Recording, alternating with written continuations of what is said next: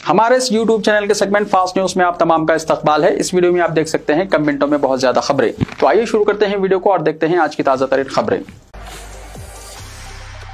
तेलंगाना के जिले नागर कर्नूल में तेंदुए की मौजूदगी से सनसनी। तेलंगाना के नागर कर्नूल जिले में SLBC के करीब तेंदुआ नजर आया, जिससे सनसनी फैल गई। तफसीलात के मुताबिक नागर कर्नूल के SLBC के करीब तेंदुए को देखकर सुरंग का काम करने वाले मजदूरों में तशवीश की लहर दौड़ गई। इन मजदूरों ने बताया कि ये एक छोटा तेंदुआ था। इस जंगली जानवर को सड़क पार करते हुए वीडियो किसी ने ले ली, जो देखते ही देखते सोशल मीडिया पर वायरल हो गई। खबलजी यहाँ काम करने वाले मजदूरों पर रींच ने हमला कर दिया था। इन मजदूरों ने महकमा जंगलात के ओहदेदारों से ख्वाहिश की है कि इस तेंदुए को पकड़ते हुए उनकी जान बचाई जाए। रेवंत रेड्डी और चंद्रबाबू नायडू डाउस पहुंच गए। तेलुगु रियासतों के चीफ मिनिस्टर्स स्विट्जरलैंड पहुंच गए हैं, जहां वो वर्ल्ड इकोनॉमिक फोरम के सालाना इजलास में शिरकत करेंगे। चीफ मिनिस्टर तेलंगाना रेवंत रेड्डी और chief minister Andhra Pradesh Chandrababu Naidu Switzerland के दारुल हुकूमत पहुंचने पर ज़िवरिच हवाई अड्डे पर इनका मुकामी तेलुगु बाशिंदों की जानिब से इस्तकबाल किया गया। डाउस कॉन्फ्रेंस से पहले दोनों चीफ मिनिस्टर्स ने मुलाकात की और अपनी अपनी रियासतों में सरमायाकारी के मसले पर बातचीत की। बताया जाता है कि दोनों चीफ मिनिस्टर्स ने तेलुगु रियासतों की मजमूई तरक्की के लिए आलमी इदारों से ताउन हासिल करने पर उसूली तौर पर इत्तेफाक किया है। दोनों चीफ मिनिस्टर्स ने मुलाकात से मुतालिक तस्वीर सोशल मीडिया में वायरल की, जिसमें तेलुगु रियासतों के वफूद काफी खुशगवार मूड में दिखाई दे रहे हैं। चीफ मिनिस्टर रेवंत रेड्डी की ज़ेर क़यादत आला सतही वफ्द पहले ज़िवरिच एयरपोर्ट पहुंचा, इसके बाद चंद्रबाबू नायडू वहां पहुंचे। दोनों कायदीन ने काफी देर तक बातचीत की। रेवंत रेड्डी के हमरा वज़ीर इंफॉर्मेशन टेक्नोलॉजी श्रीधर बाबू और आला ओहदेदार मौजूद थे, जबकि चंद्रबाबू नायडू के साथ इनके बेटे और वज़ीर इंफॉर्मेशन टेक्नोलॉजी नारा लोकेश, मरकजी वज़ीर शहरी हवाबाजी राम मोहन नायडू और दूसरे मौजूद थे। वर्ल्ड इकोनॉमिक फोरम का सालाना इजलास 22 जनवरी तक जारी रहेगा और दोनों चीफ मिनिस्टर्स ने सरमायाकारी के बेहतर मौक़े से सनअतकारों को वाकिफ कराने के लिए पावर पॉइंट प्रेजेंटेशन तैयार किया है। ऑटो ड्राइवर की ईमानदारी 2 लाख रुपए वापस कर दिए। एक ऑटो ड्राइवर ने ईमानदारी का मुजाहरा करते हुए मुसाफिर के ज़ायदस 2 लाख रुपए वापस कर दिए। अफजलगंज पुलिस के मुताबिक 19 जनवरी को बाला कृष्णा साकिन जोगलम्बा गदवाल, जो पंचायत सेक्रेटरी बताए गए हैं, कोटी से MGBS जाने के लिए ऑटो में सवार हुए। सफर के दौरान 2,03,000 रुपए नकद रकम और अपने शनाख्ती कार्ड्स पर मुश्तमिल बैग ऑटो में भूल गए थे। उन्होंने इस सिलसिले में अफजलगंज पुलिस स्टेशन में शिकायत दर्ज करवाई। पुलिस की जानिब से CCTV कैमरों का जायजा लिया जा रहा था कि इस दौरान ऑटो ड्राइवर रामावंत श्रीलू साकिन LB नगर बैग लेकर अफजलगंज पहुंचा, जिसमें रकम मौजूद थी। इस दौरान पुलिस ने आधार कार्ड पर दर्ज फोन नंबर की मदद से शिकायत कुरिंदे को फोन किया और ये रकम इसे वापस कर दी गई, जिस पर इसने पुलिस से इजहार तशक्कुर किया। जामिया निज़ामिया के साबिक़ मोतमद मौलवी सैयद अहमद अली का इंतकाल आज फातिहा सय्युम। यह खबर मजहबी और अदबी हल्कों में अफसोस के साथ सुनाई जा रही है कि जामिया निज़ामिया के साबिक़ मोतमद मौलवी सैयद अहमद अली साहब का 20 जनवरी पीर को 9:30 बजे सुबह बाउम्र 86 साल इंतकाल हो गया। नमाज जनाजा बाद नमाज मगरिब मक्का मस्जिद हैदराबाद में अदा की गई। मुफक्किर इस्लाम हज़रत मौलाना मुफ्ती खलील अहमद साहब अमीर जामिया निज़ामिया ने इमामत फरमाई और दुआ की। तदफीन इहाता दरगाह शरीफ हज़रत शाह मोहम्मद हसन साहब क़िबला अबूलुल्लाह रहमतुल्लाहि तआला अलैह आगापुरा में अमल में आई। ज़ियारत आज मंगल 21 जनवरी को बाद नमाज असर मस्जिद मीर पाशा मुगलपुरा में मुकर्रर है। पसमानदगान में मरहूम फर्जंद जनाब सैयद आसिफ अली के अलावा 4 फर्जंदान और 3 दुख्तरान शामिल है। मौसूफ special deputy collector revenue department Mahabubnagar से वजीफे पर सबकदोश हुए। तवील अरसे तक जामिया निज़ामिया से वाबस्ता रहे। 95 से 2022 तक बहैसियत मोतमद जामिया निज़ामिया खिदमत अंजाम दी। नमाज जनाजा में जामिया निज़ामिया के उलमा इकराम, हुफ़्फ़ाज़ इकराम, दीनी मदारिस के असातिज़ा और फ़ारिक़ीन, मशाइख़ निज़ाम शरीक रहे और फर्जंदान को पुरसा दिया। मज़ीद तफ़सीलात के लिए फ़ोन नंबर 9849278062 पर कॉन्टैक्ट कर सकते हैं। मामूली रकम जमा करवाते हुए भारी रकम का साइबर धोखा, चौकसी ज़रूरी, पुलिस ने कहा। पुलिस ने नए साइबर स्कैम के सिलसिले में इंतबाह जारी किया है। यूनिफाइड पेमेंट इंटरफेस यानी UPI इस्तेमाल करने वालों को इस स्कैम के जरिए निशाना बनाया जा रहा है। इस स्कैम का नाम जब्त डिपॉजिट स्कैम है। हुक्काम के मुताबिक धोखेबाज बैंक खातों में मामूली रकम जमा करवा रहे हैं और इन्हें भारी रकम वापस करने के लिए तरगीब दे रहे हैं। पुलिस ने शहरियों को मशवरा दिया कि वो गैर मुतवक्को रकम मिलने की इत्तला पर फौरी तौर पर अपना बैंक बैलेंस चेक करें। पुलिस ने इस रकम को हासिल करने के लिए किए जाने वाले फोन पर रद्दमल जाहिर करने के खिलाफ भी इंतबाह दिया। पुलिस ने कहा कि जब मुतासिरीन अपने बैंकिंग ऐप खोलते हुए UPI पिन इसमें डालकर खाते की जुमला रकम के बारे में मालूमात हासिल करने की कोशिश करते हैं तो धोखेबाज फर्जी अदायगी की दरख्वास्त करते हैं। अगर मुतासिरीन इस दरख्वास्त पर रद्दमल जाहिर करते हैं तो इनके खाते से भारी रकम मुंतकिल हो जाती है। रेवंत रेड्डी हुकूमत ने एक साल में 1,40,000 करोड़ रुपए का खर्च हासिल किया, केटीआर ने कहा। बीआरएस के वर्किंग प्रेसिडेंट केटीआर ने एक साल में 1,40,000 करोड़ रुपए का खर्च हासिल करने का रेवंत रेड्डी हुकूमत पर इल्जाम आयद किया। हासिल करदा कर्ज से क्या किया गया, कांग्रेस हुकूमत से पूछा। तेलंगाना भवन में बीआरएस मजदूर तंजीम के कैलेंडर का रस्मी इजरा करते हुए उन्होंने इन ख्यालात का इजहार किया। केटीआर ने कहा कि इतना भारी खर्च हासिल करने के बावजूद कोई नई पाइपलाइन नहीं बिछाई गई, एक केनाल तामीर नहीं किया गया, कोई मजदूर को फायदा नहीं पहुंचाया गया, एक खातून को भी 2500 रुपए की माली इमदाद नहीं दी गई, दुल्हनों को तोहफे में 1 तोला सोना नहीं दिया गया। केटीआर ने कहा कि कांग्रेस पार्टी ने असेंबली इंतखाबात में ढेर सारे वायदे किए, वादों पर अमलावरी न होने के ताल्लुक से सवाल करने पर बीआरएस कायदीन के खिलाफ झूठे मुकदमात दर्ज करते हुए इन्हें डराया धमकाया जा रहा है। केसीआर के खिलाफ रियासत को मखरूज कर देने के इल्जाम आयद किए गए। 2014 में जब कांग्रेस ने बीआरएस को हुकूमत हवाले किया था, उस वक्त तेलंगाना का खर्च 72,000 करोड़ रुपए था और फिकस आमदनी 1,14,000 रुपए थी।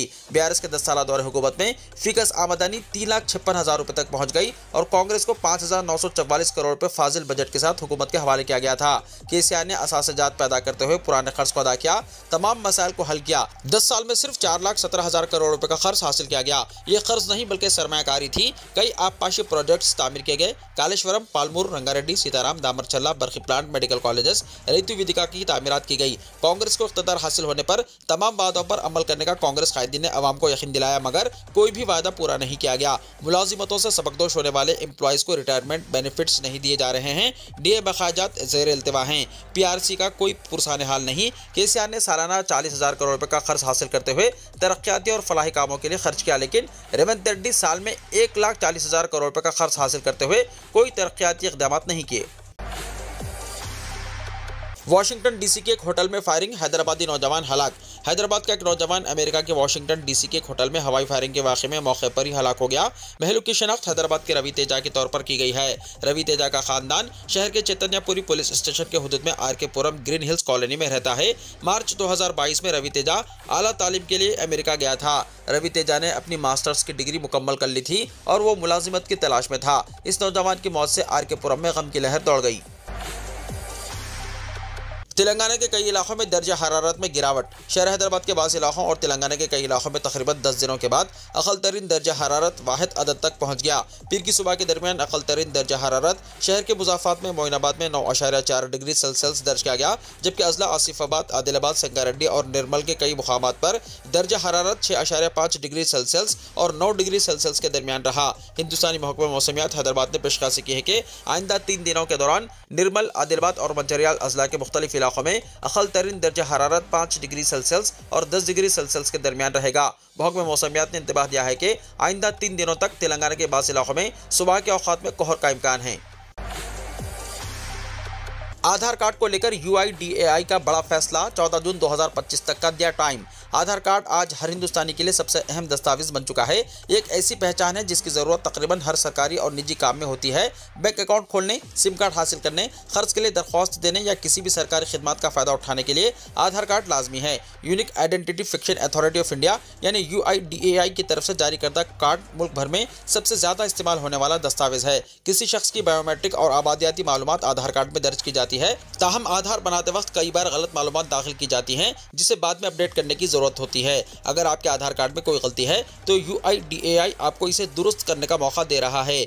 UIDAI ने आधार कार्ड रखने वालों को बड़ा तोहफा दिया है। 10 साल या इससे ज़्यादा पुराने आधार कार्ड को अपडेट करने का मौका अब मुफ्त में दस्तयाब है। UIDAI ने इसके लिए आखिरी तारीख तय की है। इस आखिरी तारीख के बाद आधार को अपडेट करने के लिए फीस अदा करनी होगी। आधार कार्ड में 2 तरह की तब्दीलियाँ हो सकती है। आबादियाती तब्दीलियाँ, इसमें नाम, पता, तारीख पैदाइश, जिन्स, मोबाइल नंबर वगैरह को अपडेट किया जा सकता है। बायोमेट्रिक तब्दीलियाँ, इसमें फिंगरप्रिंट, इरिस स्कैन या तस्वीर जैसी मालूमात को अपडेट किया जाता है। दोनों अपडेट्स के लिए उमूमन अलग अलग चार्ज किया जाता है, लेकिन फिलहाल ये फीचर महदूद वक्त के लिए मुफ्त में पेश किया जा रहा है। अपना आधार कार्ड कैसे अपडेट करें? आधार को अपडेट करने के लिए पहले UIDAI की ऑफिशियल वेबसाइट यानी uidai.gov.in पर जाएं। लॉगिन करने के बाद आधार अपडेट सेक्शन पर क्लिक करें, वहां अपनी तफसीलात भरें और तब्दीलियों की दरख्वास्त करें। ऑनलाइन अमल को मुकम्मल करने के बाद आपका आधार कार्ड अपडेट हो जाएगा। डेडलाइन पर तवज्जो दें। UIDAI ने 14 जून 2025 को आधार अपडेट की आखिरी तारीख मुकर्रर की है। इसके बाद आपको आधार को अपडेट करने के लिए फीस अदा करनी होगी। इसलिए अगर आपके आधार कार्ड में कोई मालूमात गलत हैं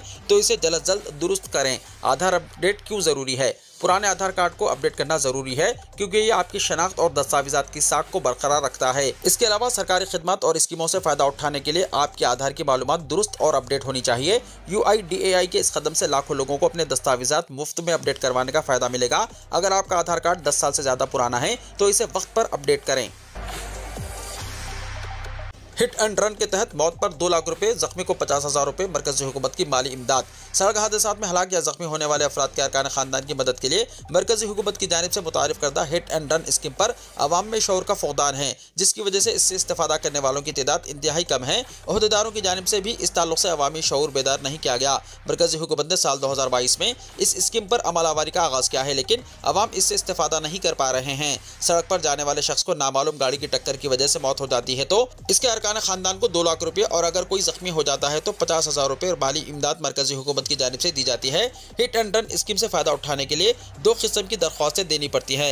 मुतासरीन फॉर्म नंबर 1 के तहत हादसा कब पेश आया, कब और कैसे हुआ, किस तरह के जख्म आए, इलाज की तफसीलात पर दरख्वास्त फॉर्म की खानापुरी करें। आधार कार्ड और बैंक अकाउंट की तफसीलात साथ में मुंसलिक करें। हादसे के बाद इलाज के दौरान फौत हो जाने वाले अरकान खानदान अपने बैंक अकाउंट की ज़ेरॉक्स कॉपी भी साथ में पेश करें। दवाखाने में अपने ज़ाती खर्चे से किया गया इलाज और इसको रिफंड हासिल करने के लिए फॉर्म नंबर 4 के जरिए दरख्वास्त दाखिल करें। कौन से दवाखाने में इलाज करवाया गया, अखराजात की रसीद, FIR कॉपी, मौत से मुताल्लिक पोस्टमार्टम रिपोर्ट, डेथ सर्टिफिकेट मुंसलिक करते हुए रेवेन्यू और पुलिस अहदेदारों को पेश करें। अहदेदारों की जानिब से तहकीकात के बाद कलेक्टर को रिपोर्ट पेश की जाती है। अहदेदार इसकी जांच करते हुए अंदरून 15 दिन मुतासरीन के बैंक अकाउंट में नकद रकम जमा करवाएंगे।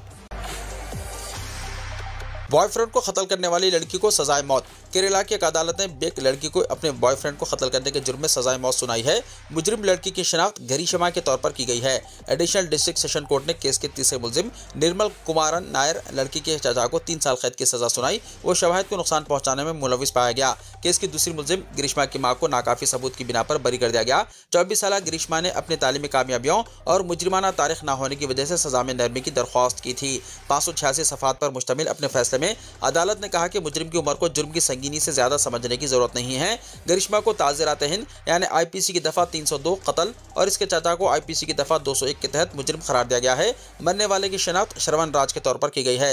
इस तकाजा के मुताबिक मकतूल को इसकी गर्लफ्रेंड गरिश्मा ने 14 अक्टूबर 2022 को तमिलनाडु के कन्याकुमारी में वाक़ अपने घर में हर्बल आयुर्वेदिक टॉनिक के साथ जहर दिया था। 23 साल राज जहर पीने के 11 दिन बाद 25 अक्टूबर को हॉस्पिटल में कई आज़ा नाकारा होने की वजह से फौत हो गया था। गरिश्मा ने कत्ल की साजिश उस वक्त रची जब इसकी शादी एक आर्मी जवान से तय पा गई, लेकिन राज ने इसके साथ अपना रिश्ता खत्म करने से इनकार कर दिया। लड़की ने इससे पहले भी राज को जूस में पैरासिटामोल की गोलियां मिलाकर जहर मिलाकर मारने की कोशिश की थी। तहम राज ने जूस कड़वा होने की वजह से पीने से इनकार कर दिया था।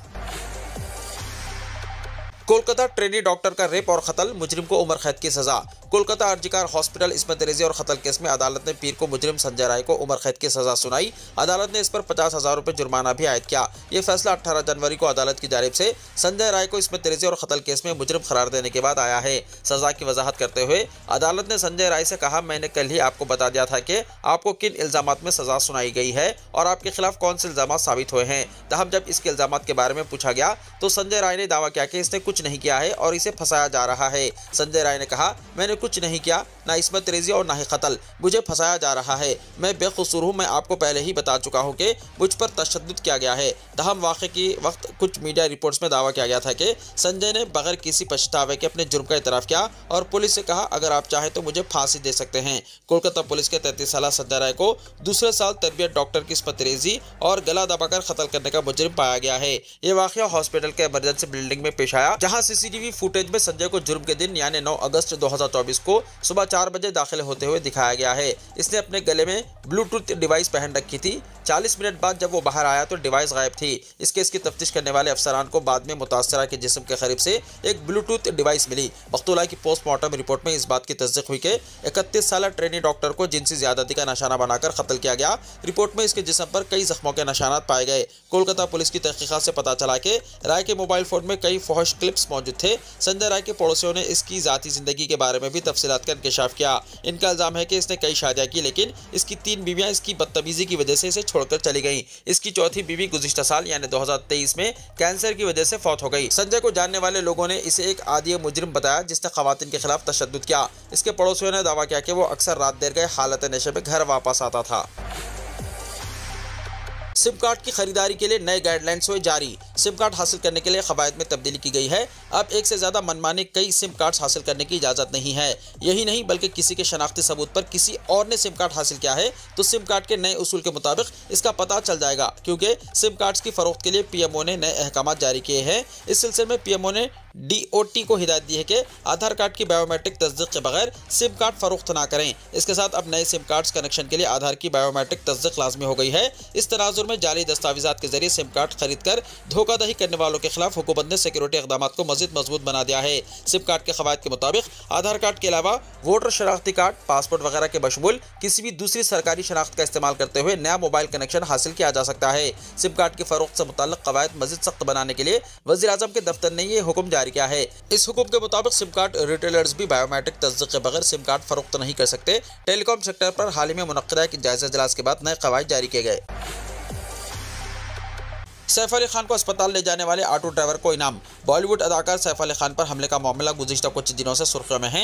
पुलिस ने हमले के मरकजी मुलजिम को गिरफ्तार कर लिया है। इस दौरान ऑटो ड्राइवर जो अदाकार को जख्मी हालत में लीलावती अस्पताल ले गया था, इसे इनाम दिया गया है। ड्राइवर को रुपये का नकद इनाम दिया गया। ये इनाम ऑटो ड्राइवर के जज्बे को देखते हुए एक तंजीम ने दिया है। सैफ को अस्पताल ले जाने वाले ऑटो ड्राइवर का नाम भजन सिंह राणा है। एक तंजीम ने इनके काम को सराहा और इनाम के तौर पर इन्हें 11,000 रुपये का चेक दिया और एक शाल भी दी। भजन सिंह राणा उत्तराखंड का रहने वाला है और बरसों से मुंबई में ऑटो चला रहा है। अदाकार को अस्पताल ले जाने के बाद वो सुर्खियों में आ गए। सोशल मीडिया पर इनकी खूब तारीफ हो रही है। मुंबई पुलिस ने ड्राइवर को भी पूछगछ के लिए बुलाया था और इस मामले की मुकम्मल मालूमात ली थी। एक इंटरव्यू के दौरान भजन सिंह राणा ने कहा कि वो रात को ऑटो चलाते हैं। जब सैफ पर हमला हुआ तो एक खातून ने आवाज़ दी और ऑटो को सड़क के बीच में रोक दिया। इसने रक्शे वाले को पुकारा। इस दौरान सैफ ने सफ़ेद कुर्ता और पाजामा पहन रखा था जो पूरी तरह खून में लथपथ था। पीएम मोदी ने सदर ट्रंप की हलफबर्दारी पर दी मुबारकबाद। एक साथ मिलकर दुनिया के लिए बेहतर मुस्तकबिल की तश्कील की ख्वाहिश का इजहार किया। अमेरिका में नए दौर का आगाज हो चुका है और यह दौर डोनाल्ड ट्रंप की मुद्दत सदारत का है। वाशिंगटन के कैपिटल हिल में मुनक्किदा हलफबर्दारी तकरीब में अमेरिका के 47वें सदर के बतौर डोनाल्ड ट्रंप ने हलफ उठाया और अमेरिका आवाम को इस बात का भरोसा दिलाया कि अमेरिका अपने वक़ार को फिर से बहाल करेगा और अमेरिका फर्स्ट की पॉलिसी को फिर से तरजीह दी जाएगी। सदर के बतौर हलफबर्दारी पर डोनाल्ड ट्रंप को आलमी रहनुमाओं की जानिब से मुबारकबादियों का सिलसिला शुरू हो चुका है और इसमें हिंदुस्तान के वज़ीर आज़म नरेंद्र मोदी ने पहल की है। पीएम मोदी ने डोनाल्ड ट्रंप को मुबारकबाद पेश करते हुए साथ मिलकर काम करने के अज़्म का इरादा किया है। पीएम मोदी ने अपने एक्स अकाउंट पर एक पोस्ट में लिखा कि मेरे प्यारे दोस्त सदर ट्रंप को रियासत मुत्तहदा के 47वें सदर की हैसियत से आपकी तारीखी हलफबर्दारी पर मुबारकबाद। मैं एक बार फिर एक साथ मिलकर काम करने, दोनों मुल्कों को फ़ायदा पहुँचाने और दुनिया के लिए एक बेहतर मुस्तकबिल की तश्कील का मुंतज़िर हूँ। कामयाब मुद्दत के लिए नेक ख्वाहिशात। डोनाल्ड ट्रंप बने अमेरिका के 47वें सदर। जेडी वेंस ने भी नायब सदर ओहदे का लिया हलफ, तोपों से दी गई सलामी। डोनाल्ड ट्रंप ने 20 जनवरी को एक बार फिर अमेरिका के सदर ओहदे का हलफ लिया। इस तरह वो दूसरी मरतबा अमेरिका के सदर बन गए। उन्होंने अमेरिका के 47वें सदर की शक्ल में हलफबर्दारी की। इनके साथ साथ रिपब्लिकन लीडर जेडी वेंस ने भी अमेरिका के नायब सदर ओहदे का हलफ ले लिया। पहले जेडी वेंस ने ही हलफबर्दारी की और फिर इसके फौरन बाद डोनाल्ड ट्रंप ने ओहदा और राजदारी का हलफ उठाया। इसके फौरन बाद इन्हें तोपों की सलामी भी दी गई। डोनाल्ड ट्रंप ने नवंबर 2024 में हुए सदारती इंतखाब में जीत हासिल की थी, लेकिन हलफबर्दारी के लिए 20 जनवरी की तारीख मुकर्रर की गई थी। आज जब वो हलफ ले रहे थे तो इस तकरीब में कई साबिक सदूर और सुप्रीम कोर्ट के जज, ट्रंप की पूरी काबीना, इनके कुंबे के साथ साथ कई मुमालिक के सरबराहान और कई टेक कंपनियों के मालिकान भी मौजूद रहे। मीडिया में आ रही खबरों के मुताबिक ट्रंप की हलफबर्दारी तकरीब में साबिक अमेरिकी सदर जॉर्ज बुश, साबिक खातून अव्वल लॉरा बुश, साबिक सदर बारक ओबामा, मार्क जुकरबर्ग, चीफ बेजूस, सदर बिचाई, एलन मस्क, इटली के वजीर आजम जॉर्जिया मेलोनी, हिंदुस्तानी वजीर खारजा एस जयशंकर वगैरह ने शिरकत की। वीडियो को लाइक शेयर कीजिए और हमारे इस YouTube चैनल को सब्सक्राइब करते हुए इसके बेल आइकॉन को भी प्रेस कर लीजिए ताकि ऐसी ही ताज़ा तरीन खबरों का नोटिफिकेशन सबसे पहले आपको मिलता रहे।